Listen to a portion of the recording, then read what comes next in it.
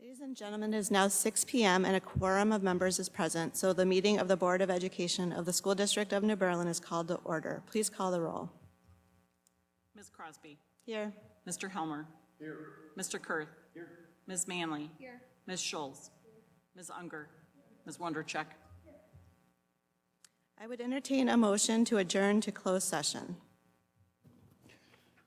Mr. President, I move to adjourn into closed session pursuant to Section 19.85, 1C, E, and F of the Wisconsin statutes to consider A, the approval of May 28th closed session minutes, B, employment, performance, and compensation matters pertaining to staff. Do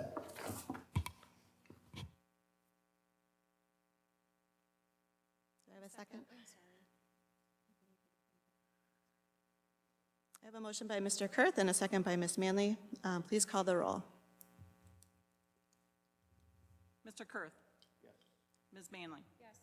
Ms. Crosby. Yes. Mr. Helmer. Yes. Ms. Schulz. Ms. Unger. Yes. Ms. Wondercheck. We are moving into closed session and we'll return to open session at 7 p.m.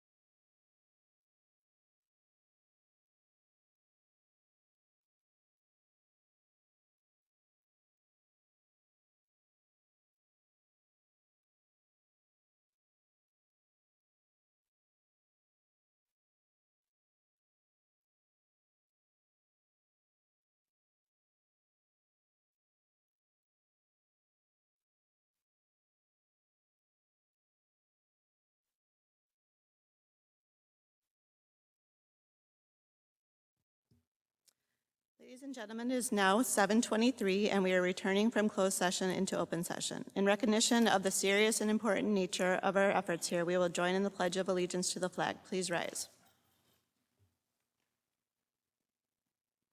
Allegiance to the flag of the United States of America and to the republic for which it stands, one nation, under God, indivisible, with liberty and justice for all.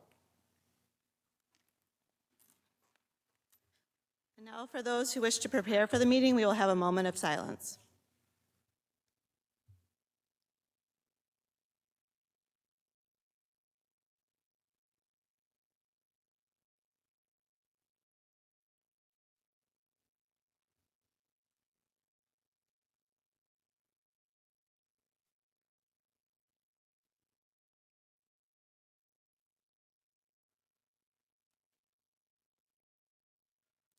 This is a public meeting of the Board of Education. Prior to this meeting, notice was given to the public last Friday by posting the agenda at each district school, the district office, and the city library.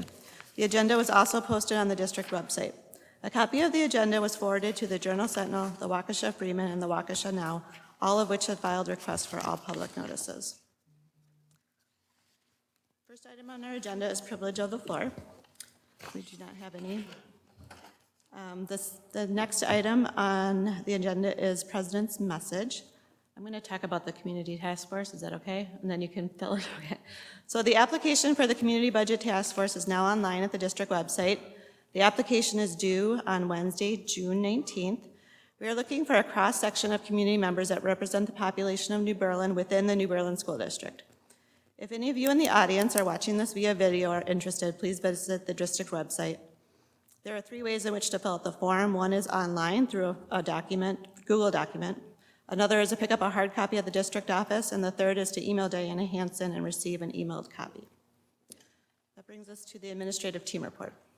Yeah, so the only addition I'd like to add is just the culminating event of 13 or 12 to 13 years of education for many of our students on Saturday at their respective graduations at Eisenhower and West.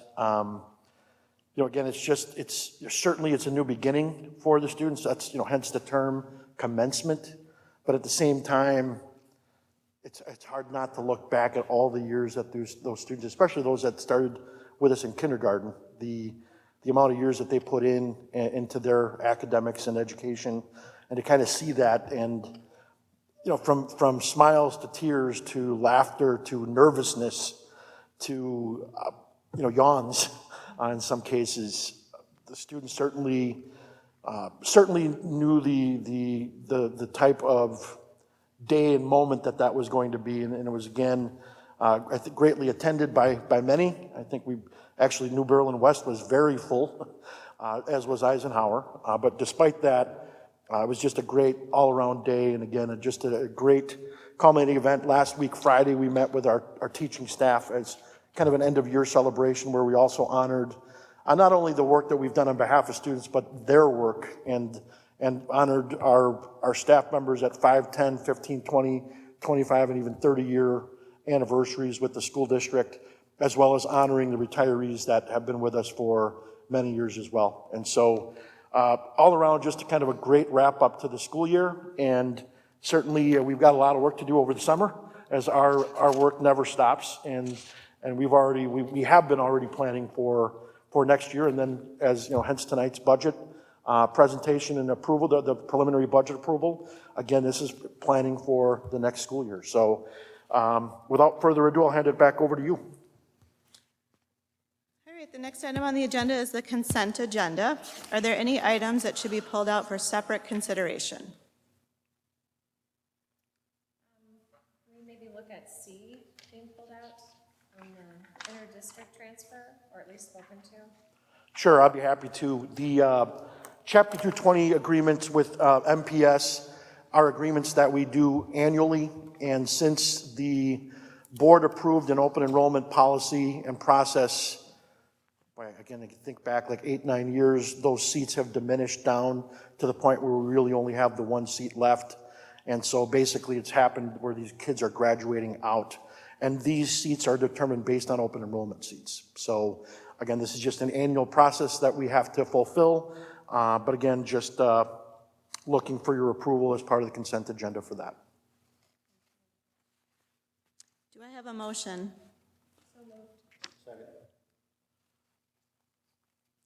I have a motion by Ms. Manley, a second by Mr. Kurth to approve the consent agenda. Is there any further discussion? Hearing none, all those in favor? Aye. Aye. All those opposed? Motion passes. This brings us to our regular agenda. First item is to discuss approve the 2019-2020 preliminary budget. So as had been mentioned at the previous board meeting, where we were only presenting preliminarily the preliminary budget to the board, we are seeking your approval of the preliminary budget tonight. Again, the purpose of a preliminary budget is so that we can operate the district between now and when the board approves their original budget in October. So the timeline is get a preliminary budget approved sooner than later, then you would have your, which we then use the preliminary budget as kind of the basis to going into the budget hearing and annual meeting in August. And then as we get solid numbers from the state in October, those numbers will be used, and then we will be asking for the board to approve the original budget in October. And so this is just part of that process. Certainly, we don't know everything at this time. This budget basically assumes most everything. I will have Roger talk specifically to the fees conversation that was carried over from the last meeting, but there are no other really substantive changes from the last presentation except for the conversation around fees. I do also want to clarify that roughly right now we're looking at a budget deficit where we would be utilizing fund balance between $600,000 and $700,000.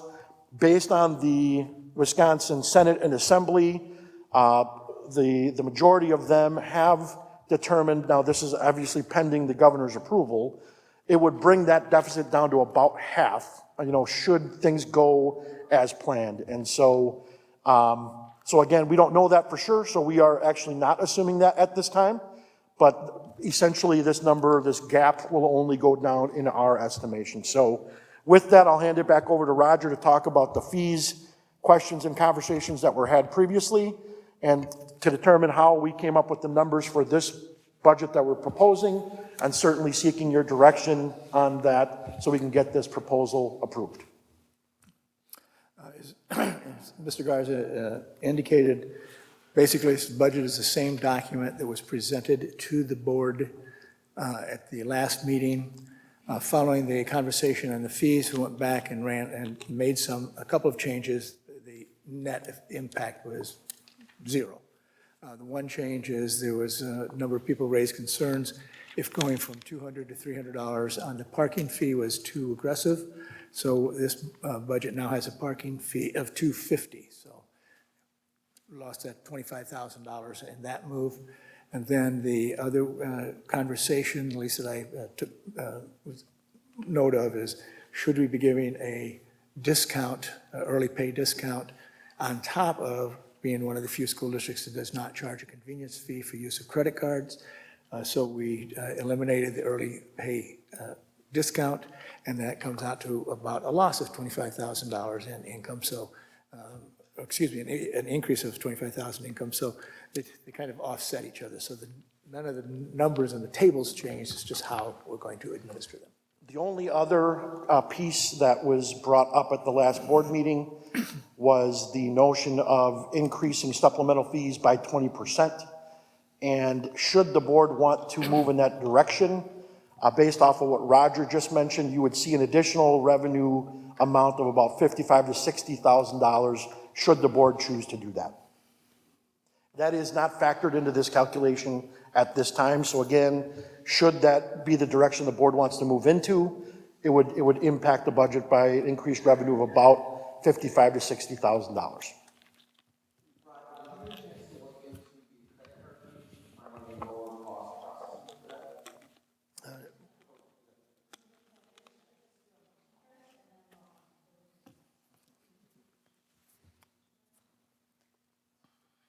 Do I have a motion for the preliminary budget?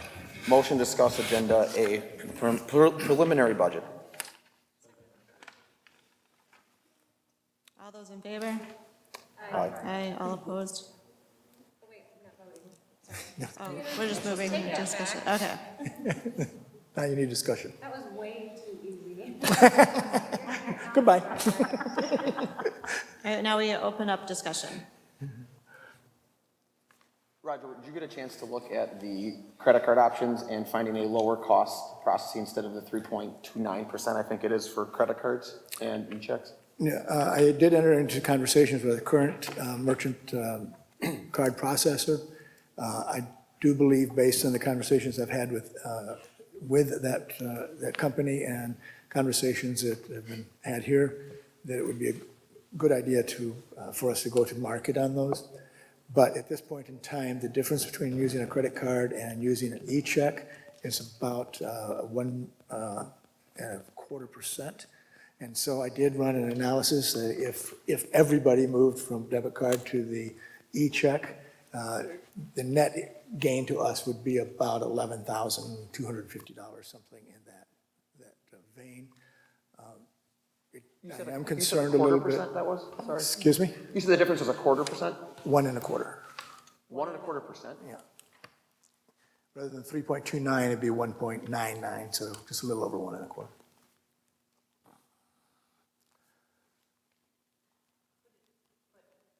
But is that a different vendor, or is that the same vendor? With the current vendor. Okay, If we so you wanted haven't to- asked another vendor? We have not shopped it, no. Okay, is that something you could do? It's definitely something that, I mean, we do it about every 5 years. We did it about 3 years ago. We could do it again earlier. Okay, that's great. When do you think you could get that information to us? It'll take a little bit. What's a little bit? Uh, Could you have it by the next board meeting? No. I wouldn't be able to pull the information together. We're at year, I just have to apologize. I'm at year end and I've got one staff member and we've got auditors coming in. So that's where my focus is. Okay, how about the July 8th board meeting? Could we get it by then? I could talk with Patrick and That'd see be if great. we can. Well, there is no meeting on July 8th. Well, the board talked about adding a meeting, which we were going to talk about later on. Oh, we did not know that. Yeah, surprise. So much for the agenda. Yeah, sorry. So, yeah, I mean, I guess that's when, if that's the soonest that we could get it, Roger and Patrick maybe can help out with that. But I think sooner rather than later, right, Mitch? Is that what you're looking for? I was going to add to that too, but Okay, I cool. guess let's close that one out on timing first. Okay, The second piece, Roger, you said it was $11,000? Yes. That's based on 800,000 in fees, roughly? The total collection fees is 2.2 million, but most of that collection is not part of the student fees. It's sales, it's things that take place through the food service department, and so all those kinds of things that we already are not receiving. I mean, we're already just processing. So wouldn't we save the money on the lunch processing too then? we may. I don't think we'll even save the 11,000, quite frankly. Because I just did 1.3% times the 2 million is 26,000. Is what I come up with. Yeah. That's assuming 100% of the people move over. Yeah. Or we could add a fee to the credit card to make up. I mean, you either save it or you pick up the additional revenue Right. for the service fee.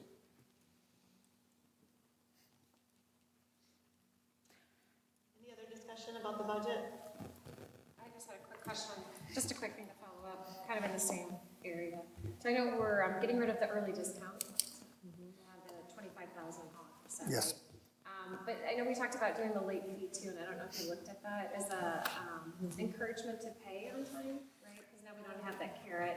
Not that it looks stiff, but we have- Our internal conversations are twofold. We're looking at either if there's an ever need to invoice for a late payment of fees, I do believe that we can legally add a billing charge to that. I do want to just verify that. But a couple of other ideas that we are looking at is if you don't pay your fees, say within August and September, then we charge the convenience charge, the fee that's common for everything. So it's kind of like an early pay discount. Okay. And my hesitancy giving up the early pay discount, as I mentioned the last time, that is our low cash flow. And so we need Any cash we can get in is less money we have to borrow and pay interest on. So, Right, so we need something to encourage, right? Yes. So it can be that late fee, okay, so that's being pursued still. Well, I just had one question on to what you said, Roger. You said that you were checking into whether we can charge them like a re-billing charge? Correct. Okay, but that's in our fee schedule right now. It says that families that elect to pay fees on an installment basis must have all fees paid on or before December 31st to avoid a $15 monthly rebilling charge. So it sounds like we're already doing that. No, this is the fee schedule that we're saying is reflected in This is the what we're proposing. thing. And before we adopt that fee schedule. No, we- what I'm looking at says effective 7/1/2018. That was It's in never in effect. before. And I Yeah, have it's- the wrong it's- date on there. It should be 1920 moving forward. Okay, so this is not our current, Correct. I think I forgot to change. Okay, 'cause Somebody this- pointed that out. I thought I sent a refresher out. no, I've got a 7/1/2018, which is why I thought this is what we were already doing, but we're not already doing that. That's correct. That is correct. The only penalty for not paying fees right now is graduation. You can't That sounds get like a good parking. Well, actually, there's several. Okay. If you don't pay fees, you're not allowed to go out for an athletic event. Oh, yeah. You can't get a parking permit, and then if fees are not paid by the time of graduation, you can't walk for graduation. So, We see a lot of fees so coming in. I just want to kind of clarify, because you're talking about e-checks as opposed to, so you're talking about electronic checks from a bank. So if I wanted to send you an e-check from my bank as opposed to using my credit card, that's what you're trying to do with all your fees? That's the suggestion, because Okay. typically the processing fee is less than for a debit or a credit card. And a point of clarification, I did get a question from a board member about e-checks versus credit card payments or debit card payments. And the security internal system for us through RevTrak is secure. So regardless of how you pay, internally, it's a secure process. Once it goes beyond us and goes to the respective banking institutions, that's on them, is the first thing. Second of all, I don't know offhand, but I did I did check with my personal bank to find out, okay, if I were to pay with an e-check, what type of security would I have compared to the security that I have with a credit card? So like credit cards, for example, should something happen, they can interject and then they would get rid of that charge. Through Chase Bank, and again, me personally, they have the same coverage, whether it's my credit card through Chase, whether it's my debit card, or regardless of whether it's an e-check. So I have all of those security measures in place, but the caveat that they mentioned is it depends on the customer and it depends on the institution. So not all institutions actually do this, so certainly that's going to be up to each individual person, so that if for whatever reason their institution doesn't cover it, then you should probably pay with a credit card. Or, and then there's other benefits to the credit card. The internal conversation my wife and I are having are, okay, so should I get a bigger discount saying I use an e-check, which again, if I set it up, you set it up once and now, anytime I make an IC payment like I do now, it just will use that e-check process. But like we also get, points, for traveling and anything else that we get for spending through our credit card. And so and there are certain times where we'd rather use our credit card because they're giving us like double bonus points or whatever the heck it is. And so, it's really gonna have to just be up to each individual customer to determine how they want to do it. But again, our goal is to get these fees reduced. And so we are working with RevTrak right now, but again, they're not playing as nicely as we think that we would like them to. And so we're likely to shop it out. And again, back to Chris and your question, and Mitch, to clarify your point, our hope is to have something to you by that second meeting in July for sure. Just for a point of reference, the Franklin Foundation uses e-checks on their website, and their fee is 0.5%. Right. So on $100, they charge 50 cents. Or on their credit card fees, it's 3.29, I think. Right. And it's the same percentage, I think, that we used to. And all of my research shows it's about 0.3 to 0.6, I think, is what we should be in the range of, as just a baseline. I do want to clarify the security. The security is from the point that it hits RevTrak. Beyond that, from the time it gets from your house to RevTrak, it's whatever security you have in your own home. And if you don't have a VPN set up in your own home, you most likely are very insecure. And we're using e-check today, so it's not a new technology that we haven't used today. We're just not using it to the volume that we would probably be looking at.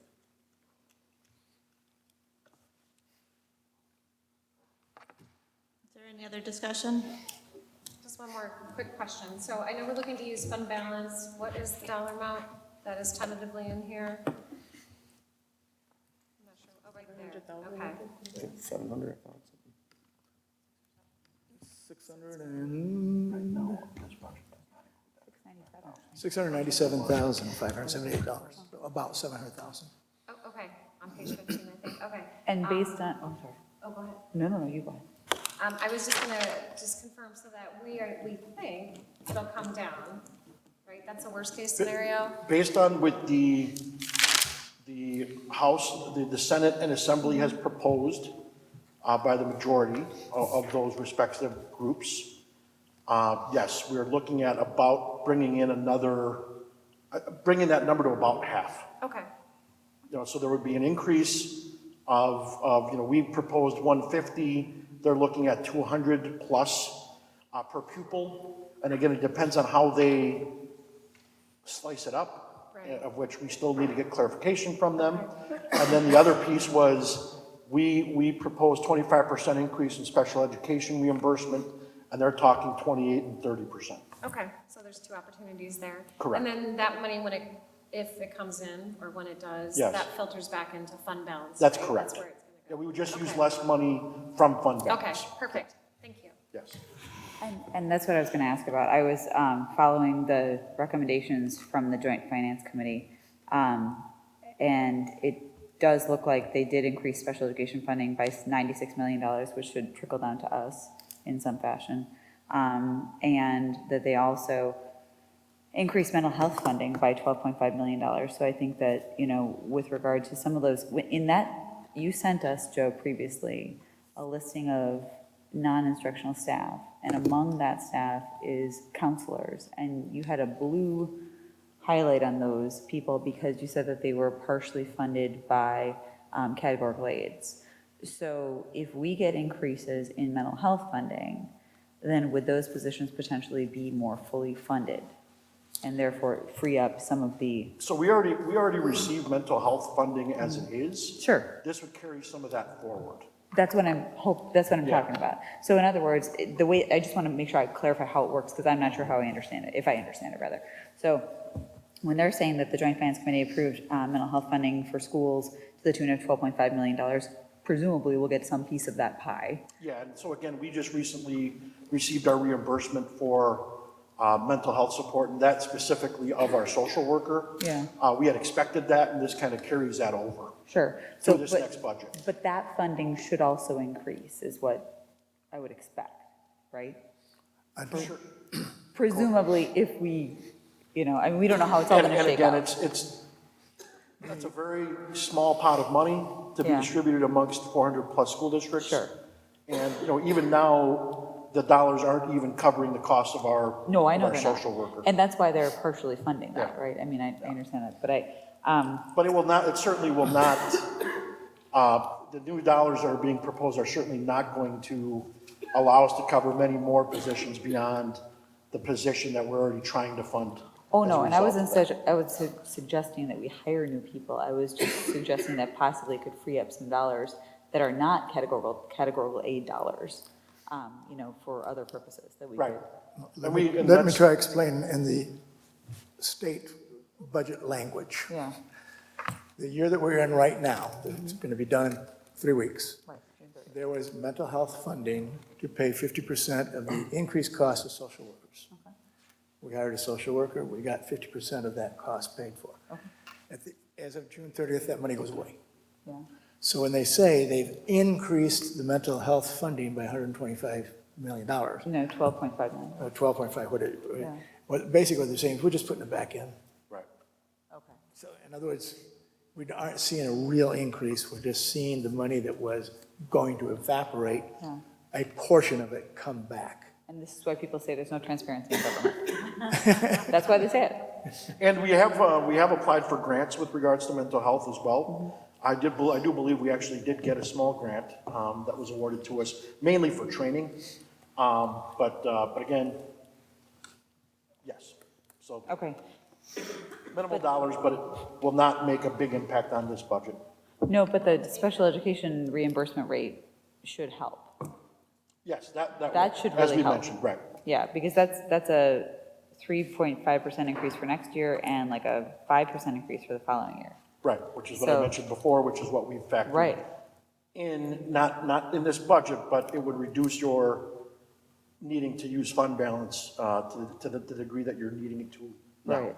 And in crunching the numbers, you're telling us that once all of these governmental measures, should they be passed by the whole legislature, be factored in and signed by the governor, then that'll reduce our reliance on fund balance from about $700,000 to about $350,000. About half, right. About half, And again, it all depends on how they divvy out the dollars. sure. Okay, thank you. Sorry, on page 11, under the transportation piece, we show the increase that we took, but it says offset by reduction in routes. And when I look at the number for bullet point 11, it's only a $80,000 increase. And now I know part of that's fuel, so that wouldn't be 13% increase on the 2.881 million. But even doing 2 million times 13% would be a $260,000 increase. So do we have $160,000 baked in the budget with this number based on decrease of routes? The budget, we have to roll up the base number by the recently approved increase rates of 9%. I'm sorry, what was that last part? I didn't have my mic on. The new contract that the board approved for Durham has a 9% increase in. This is 13. For the rates. It was originally at 13, we negotiated it to, as to 9 and 666 or something like that, so. So that's part of the increase. We are, excuse me, at this point in time, I did not include an increase in gas prices because my average gas price for the current year is $2.60 a gallon. And so depending where it goes next year, and, keep in mind now, what you see at the pump, we pay less than that because we don't pay federal excise taxes. We don't pay federal gas taxes. Well, these are all diesel buses too. What? Right? These are all diesel buses, right? But there's a tax on diesel as well that we get rebated, so. Then we said, every year we tweak the number of buses that we have, and my budget assumes that we'll be able to tweak another 1 or 2 routes out of it. If we can't, then that number will have to be adjusted when we get to the original budget. I guess even at the 9% at $2 million, we're still 180,000. So you're taking 100,000 out, and We aren't going to spend the full $2 million this year. I'm sorry. We won't be, the budget is built off of this year's budget, but I already know we're not going to spend the full budget this year, so I can reduce next year's budget based on that amount.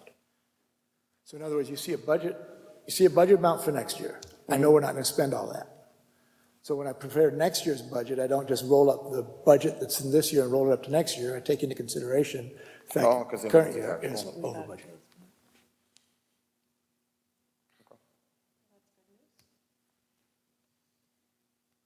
So for the fees, I know that the proposed budget doesn't include the 20% in on supplemental.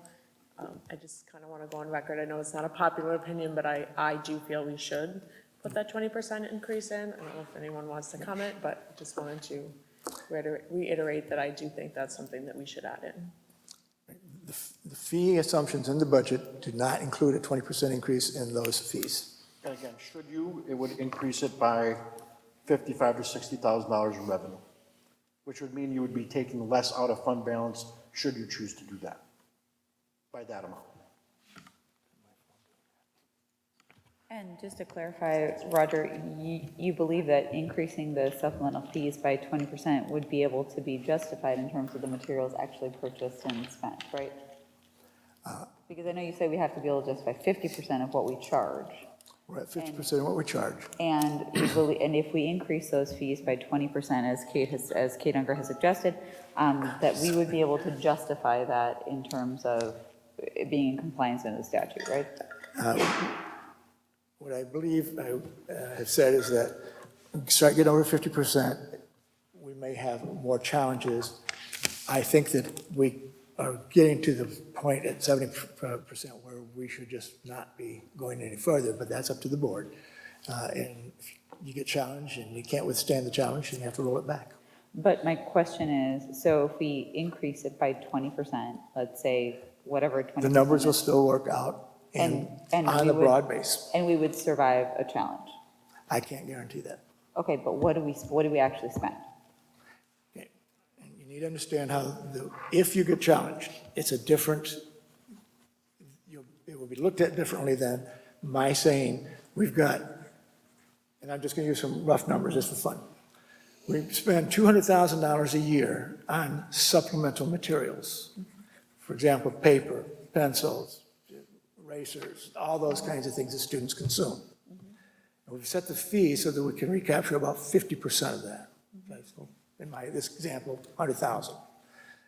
If somebody challenges it, though, we'd have to be able to demonstrate that every single student gets their equal portion of that 200,000 for us to be able to charge the 100,000.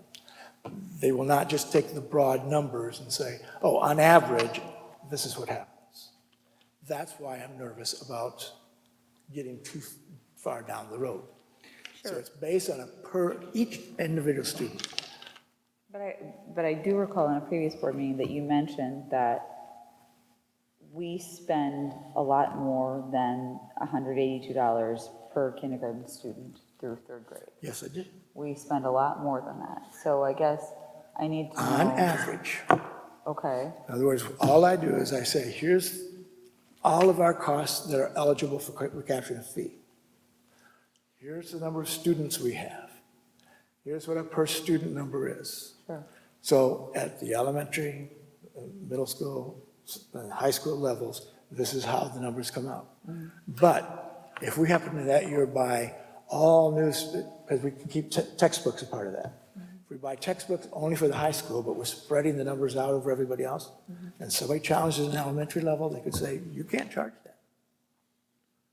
See, what you want me to say, my calculations are based on averages, based on a calculation of the total pool. It's the only way I have to do it. But that's not what the law is. But that's what I'm trying to understand. I'm trying to understand the review process, because if you're saying that, first of all, I guess I need to know the venue that it's challenged. It's challenged through the DPI? That's where Yes. people file a complaint?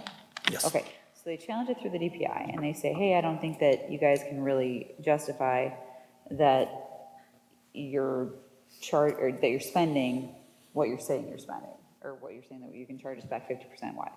So then our burden of proof is to prove what? That you don't, If we're charging a child $100, charging each child $100, then we need to be able to prove that we're providing each child at least $100 worth of supplies. And we have to do that. you mean not- at least $50 of supplies, because 50% is what we have to, Right, no, if we're charging them $100, we have to charge, if we're charging $50, we have to prove at least $50. okay, Yeah. okay.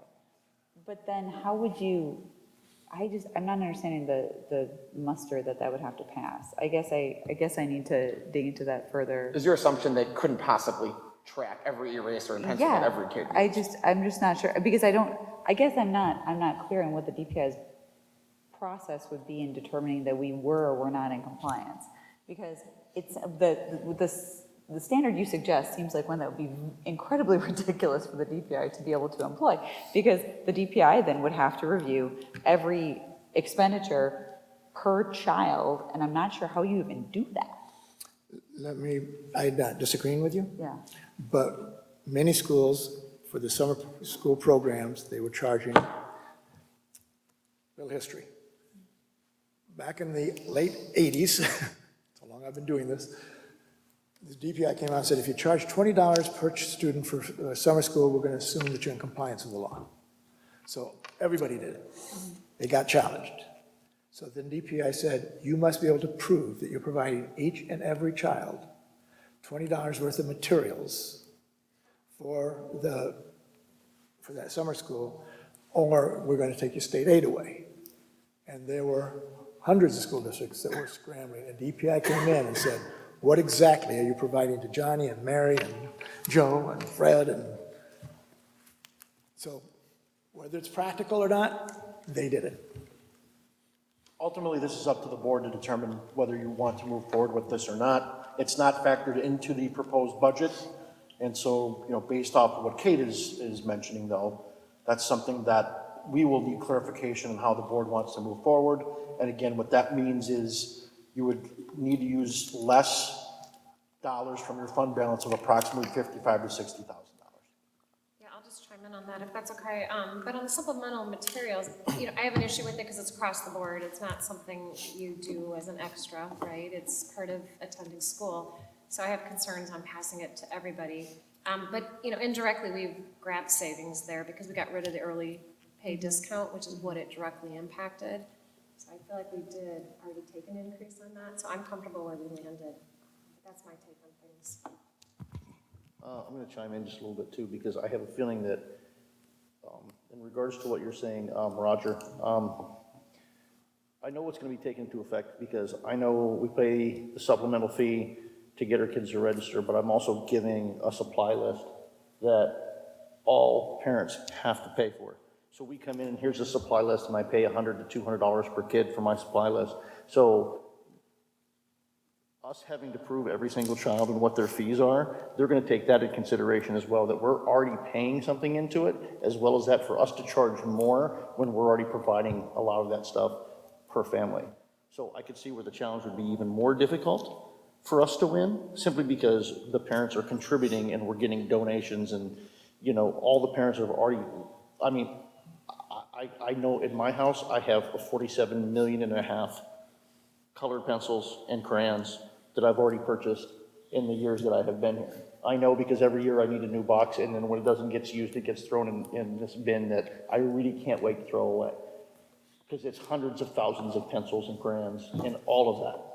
So for us to be able to go in, raise the fee, and then if it gets challenged and then we lose state aid in some other way, shape, or form, to me, for a couple extra dollars there, when we could probably find it someplace else in this movement, Right now, we've got we have 50 ideas that we're looking at, of either raising new fees or reducing costs. And I think this would be a competing opportunity with getting e-check costs down. If we get e-check costs down to 0.5%, we'll save $50,000, which if we do this, we might save $50,000, but we might end up in a lawsuit, and we're taking more money out of families' pockets, whereas if we can find cost savings that help save that, I would rather put our resources towards that. But I don't think that we understand our exposure until we understand the standard of review. I agree with you on that.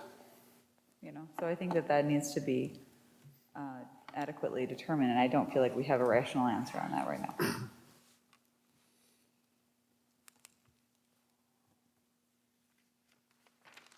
And I would be happy to look into it.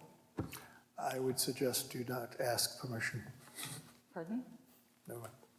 That you would suggest that I not ask what? Permission. For what? Permission to look into it? What I was suggesting is that I review the statutes and the administrative code requirements on how these limits are established, because I can do that by reviewing those things.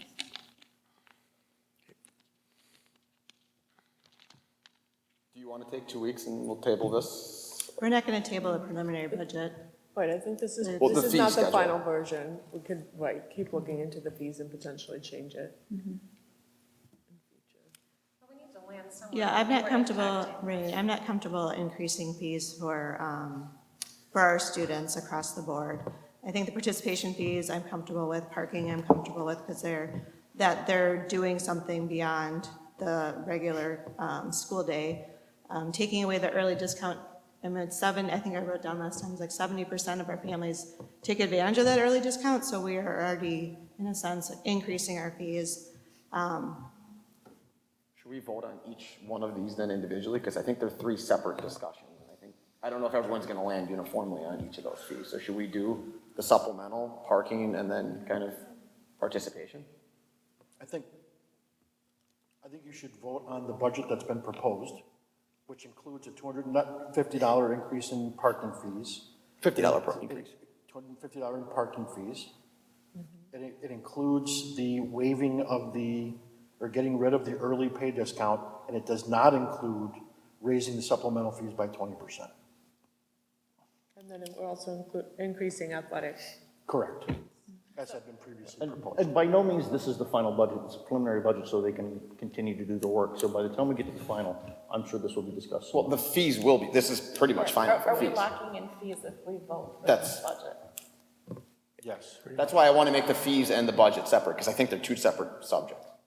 Because I can tell you right now, I'm not comfortable with a lot of these fees, and I don't want to hold up the budget process as part of the fee process, because I think they're two separate buckets. But you need this approved to know what the budget is. Otherwise, we'll have a hole in the budget. We have a hole in the budget right now. No, I mean, they're presenting what they're telling us to make an additional savings that would then go to reduce our fund balance, but this number is the number.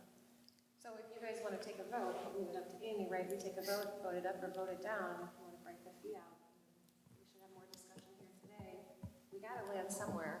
And I still have a lot of questions out on the parking that I don't have answers to, so I can't support this if there's an opportunity to remove more cost on parking. We're gonna pass up the opt-out opportunity and lose hundreds of thousands of dollars potentially by rushing in to approve this to take another $25,000 in parking increases. Can I ask a question? I know that somebody else said, if we pass this preliminary budget tonight, are we locked into the fee schedule as proposed? Somebody asked that question, and somebody said yes. Why is that? Why are we locked into the fee schedule? Couldn't we Because change? you're approving a preliminary budget. No, my point, yes, With the fees that are assumed. I mean, right. We could change it in a week or two, But but we probably could- not in a month. Right, Because they have but- to post everything for next year. But we could change the fee schedule before we agree to the original budget in October, couldn't we? I don't know why we couldn't. You could, I just don't know when, the board can do whatever it wants. You have to post fees not for next really. year, and once parents start paying them, we can't change fees. All I'm saying is the Right. board can do whatever it wants. Well, not totally. We don't recommend it, but. You need fees, parents start paying fees in August. early August, right? Correct. Right. So, Prior to that time, if the board wanted to revisit some of the fees that were assumed within this preliminary budget, the board could reasonably do so. If we as a board agreed to that, That's right. I think we need to take that to a vote. I wouldn't recommend that course of action. I think if we're not landing on something today, then we shouldn't vote now, approve it, and then change it. We should table it if that's the case, but Do you want to explain what you're still not comfortable? the busing piece, I still have a lot of questions on the opt-out. The last correspondence we had was there wasn't as much savings, and so we're stepping it down $50, but we're eliminating the opt-out. And I feel like there's still a lot of opportunities on the table, and I think we talked that we want to have further discussion on that, and there's a lot of unanswered questions. So if we approve this, we're potentially leaving $100,000, $200,000 on the table on opt-out. And I think How that's, does this eliminate the opt-out?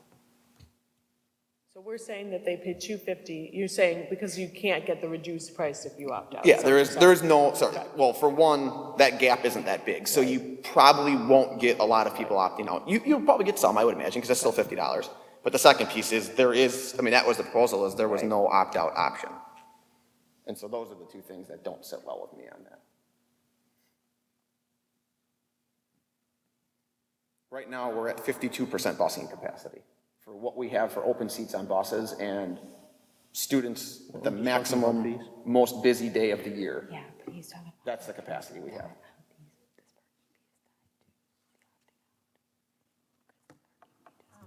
And I certainly understand that. I think we need to have a conversation around that because it's a confusing topic, right? So we can all land better on if there is that savings to be had and how we do that. I mean, I guess I'd recommend we still vote up or down on this because if it passes, it's a moot point. If it doesn't pass, then it can be a further conversation, but that's just my recommendation.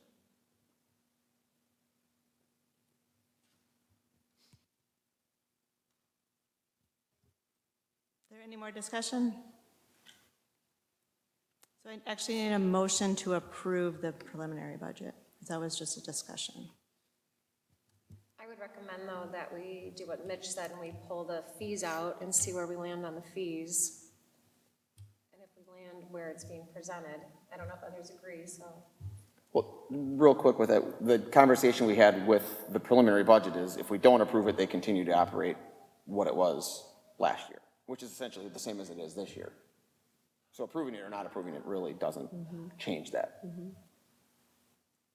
Is that correct? Yeah, so Joe or Roger, what's the pain point for us if we don't approve it tonight? We have the need to start making commitments of next year's assets, which means we start issuing purchase orders. We've already issued employment contracts. Classified staff starts getting paid out of next year's budget as of July 1. Lots of things have to happen. And so the preliminary budget is the legal authority that we have to move forward to those things.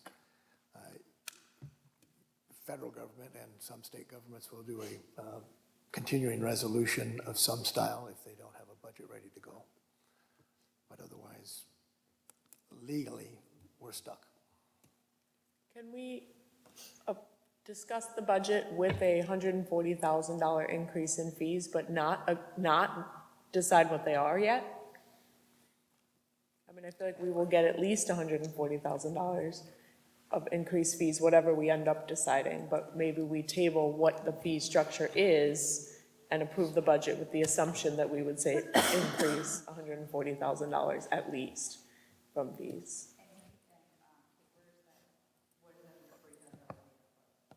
Well, right now, it's these assumptions, but if we don't actually approve this version, last meeting it was different assumptions, but the amount stayed the same. Should we walk through that? So we could have a motion that says we approve the 2019-2020 preliminary budget with the assumption that it is at least $140,000 of fee. Right, and the fees will do be that? determined within the next month or something like that. Yeah. That's, I don't think this is 140. I know, I'm That just was trying the to do some number quick last math. meeting, and So I know supplemental it's- fees is 25,000. No, this was a change. Parking is Oh, yeah. 25,000, and then I guess I don't know the athletic piece. So Parking that's only was 50. $25,000 less than it was estimated to be last meeting. Yeah, so it was 50 and it went down to 25. So it's 25 today. The supplemental fees, I think, are 25, so we're at 50. And I guess if the athletic fees would have to come out to 90 then. And I don't know that they're not. I don't have that. Well, I can do the math quick. I think it was about 1,800 participants, and we're talking Roger, can $20. you tell us how that number came to be? Excuse me? Can you tell us where we got what's the number for the additional monies if the fee structure were passed as approved or as presented tonight? The 20% increase in supplemental materials fees would raise $55,000. We've already raised the athletic fee, so if you raise that more, it's not going to be anywhere close to 55. It might be another 20. I'm sorry, based on what you baked into the budget, not the additional, Oh, not I'm the sorry. supplemental, but what was baked into the budget with the increase in fees, how did that number come to be? What's the math on how much you make on parking, how much you make on athletics? The parking number, you may recall last year, for the last time, we're going to increase it from 200 to 300. That would have raised another $50,000. That's multiplied by 500 students roughly, or so, right? 500 parking spots. Yeah. We're cutting that in half now. So you that's cut that in 25. half, so that means you lost 25,000 of that. We're saying that the total is 140 for the fee structure. Approximately $140,000 in additional fees in all of the structures that we have proposed. That's what's in the budget now. You may recall that I called that out, and it's I think that's specifically with the 20%. under the other sources on the general Because it fund was page. 140 last week, last And five. was that 5? Hold on, let me see. I don't have the budget in front of me. Yeah, it's fine. Well, that could make sense with the 55 in parking. It's 138,720. I know, I'm trying to go back to last week.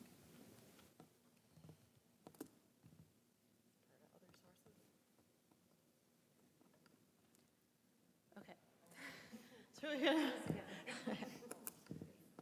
We have Can we vote, can we break out the fees and vote on those separately?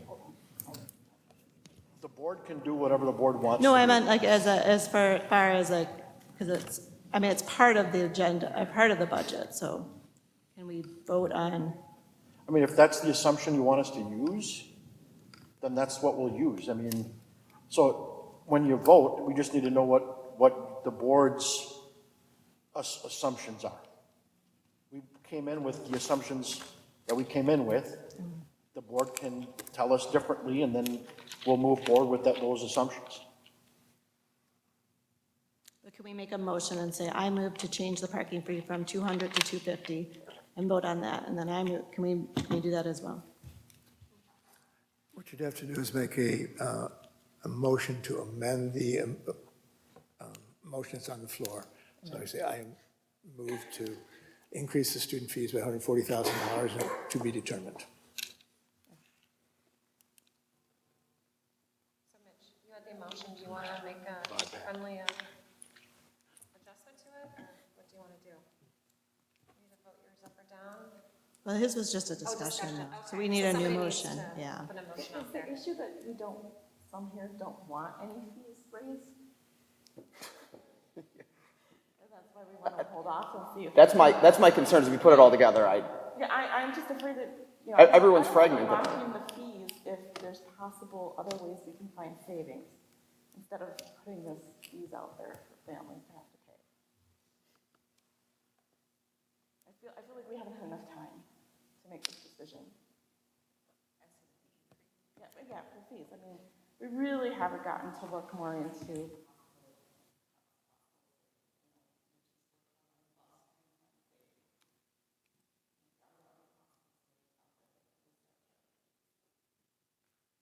If we want to pass the budget, we can use more of our fund balance and then try to find it in fees. I mean, that's another way for us to go after this. I don't know if everybody on the board is not ready to vote on fees. So maybe others aren't. I'm good to move forward.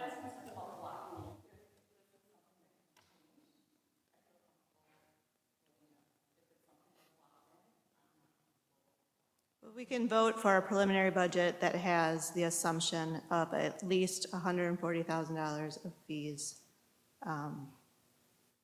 increased in fees, when we don't, that. Or you don't, and then you just take increase more out of fund balance. Fund balance, yeah. I just don't know where the 140 is coming from. It's 25 in parking. It was last meeting, it was in there.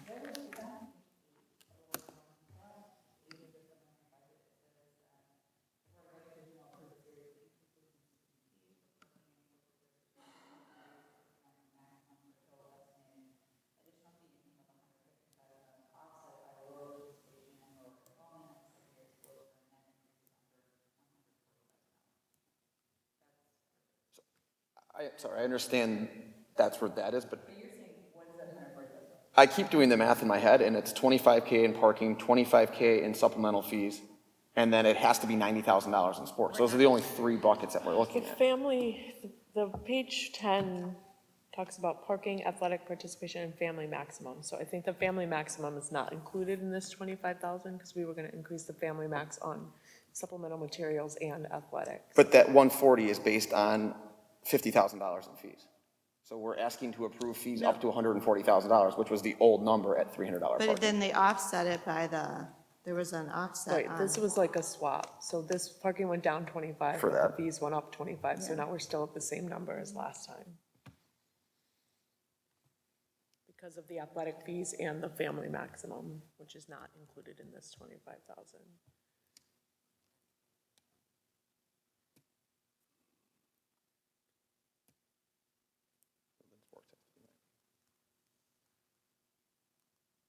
Do I have a motion at all for?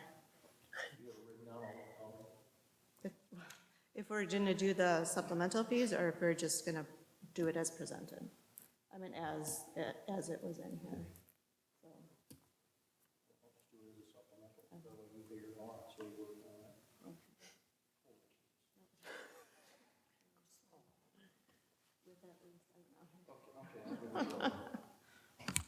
Godspeed. I move to approve the 2019-2020 preliminary budget with at least 40,000, oh, sorry, I move to amend and approve, was it amend? No, this is a new motion because. Oh, sorry, okay, well, it's to approve, but, okay. Move to approve the motion, move to approve the preliminary budget with at least $140,000 of increased fees to be determined at a later date.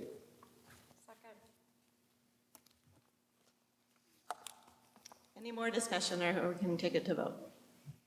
Okay, all those in favor? Aye. Aye.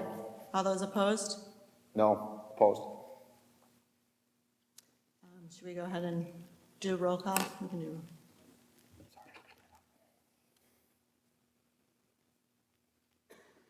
Actually, I want to try the standing vote. So from Robert Rules of Order, it does say we can stand. Just try it. So all those in favor, please stand, and then Diana can count. This is new.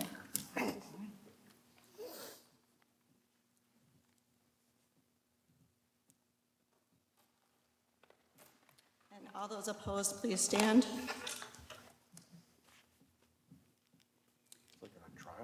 I know. She wanted to stand. Motion passes 6-1. Do I guess, who was the second on that motion? Thank you. We have an action item from closed session. I'd like to approve the employment performance and compensation matters pertaining to staff as presented. I have a motion by Mr. Kurth and a second by Ms. Manley to approve the employment services report. All those in favor? Aye. All opposed? Motion passes. This brings us to future meetings and dates. We have a meeting here on June 24th. We are tentatively scheduling a meeting on July 8th. We will let the public know if that is going to be in the schedule or not. Then we have a meeting on July 22nd. The Community Budget Task Force, once we are able to get those diverse selection of candidates and enough to make the 16 community members, we'll be meeting in the New Berlin West Commons on July 11th, August 13th, August 20th, September 10th, and September 16th. And Madam President, one addition, I just gave before the meeting all the further dates for the Finance Committee that we discussed at the last Finance Committee meeting. So the Finance Committee will be meeting prior to the June 24th board meeting. Thank you. Sure. Do I have a motion to adjourn? So moved. It's yours. I have a motion by Mr. Kurth and a second by Ms. Manley to adjourn. All those in favor? Aye. Aye. All opposed? Motion passes. This meeting is adjourned.